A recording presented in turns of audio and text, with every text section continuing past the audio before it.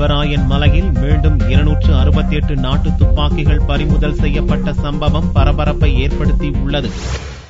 விழுப்புரம் மாவட்டம் கள்ளக்குறிச்சி அருகே கல்வராயன் மலையில் உள்ள பாப்பாத்திமூலை கிராமத்தில் கடந்த சனிக்கிழமை இரவு போலீசாரின் தேடுதல் வேட்டையில் 10 துப்பாக்கிகள் பறிமுதல் செய்யப்பட்டு 11 பேர் கைது செய்யப்பட்டனர். அவர்களிடம் மேற்கொண்ட விசாரணையை அடுத்து சங்கராபுரம் அருகே புத்திராம்பட்டைச் சேர்ந்த சுப்பிரமணி துப்பாக்கி தயார் செய்து கொடுப்பதாக தகவல் கிடைத்து அவரை கைது செய்தனர். சுப்பிரமணியிடம் நடந்த விசாரணை அடிப்படையில் பாப்பாத்திமூலை கிராமத்தில் போலி துப்பாக்கி தொழிற்சாலை கண்டுபிடிக்கப்பட்டு விற்பனைக்காக பதுக்கி வைத்திருந்த 15 நாட்டு துப்பாக்கிகளை போலீசார் பறிமுதல் செய்தனர். இந்நிலையில் விழுப்புரம் மாவட்ட எஸ்பி விக்ரமன் நடத்திய காவல்துறை விழிப்புணர்வு கூட்டத்திற்கு பின் மலைவாழ் மக்கள் ஆங்காங்கு வீசிச் சென்ற 126 துப்பாக்கிகளை போலீசார் மீட்டனர். இதனிடையே வெள்ளிமலை, கரியாலூர், கொண்டியாநத்தம் கிராமங்களில் 42 துப்பாக்கிகளை கண்டெடுத்த கிராம நிர்வாக அலுவலர் கச்சிராபாளையம் போலீசில் ஒப்படைத்தார். மேலும் கிராம நிர்வாக அலுவலர் கொடுத்த தகவலின் அடிப்படையில் கச்சிராபாளையம் போலீசார் 75 துப்பாக்கிகளை பறிமுதல் செய்தனர். இதுவரை கல்வராயன் மலை கிராமங்களில் இருந்து